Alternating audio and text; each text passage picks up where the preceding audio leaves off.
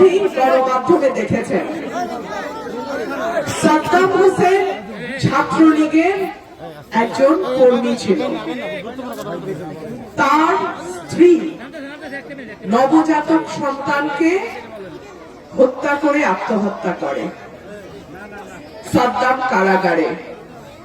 তাকে একদিনের জন্য বের করে আনবে এমন কোন নেতা ছিল না। তাকে প্যারোলে বের করে নাই। তার স্ত্রী এবং সন্তানের মৃতদেহ কারাগারে গিয়ে সে 5 মিনিটের জন্য দেখতে পেরেছে।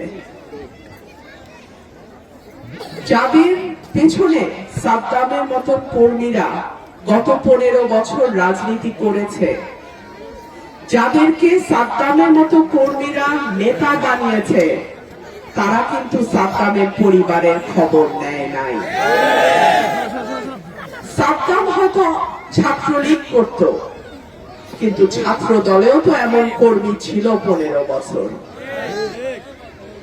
যেই নেতা কর্মীর পরিবারের খবর রাখে না, যেই নেতাকে নেতা বানাইতে গিয়ে কর্মীর দিন শেষে কারাগারে জায়গা হয়, যেই নেতাকে নেতা বানাইতে গিয়ে কর্মীর স্ত্রী সন্তানকে বিষ খেয়ে মরতে হয়, আপনারা কি সেই রকম নেতা চান?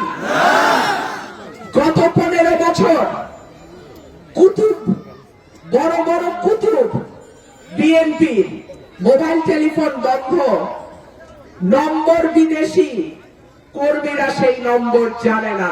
ঠিক কি ঠিক না? কাকে পাইছিলেন তখন? আমাকে পাইছিলেন। নেতা বাছার সময়ও সাবধানে বাইছেন।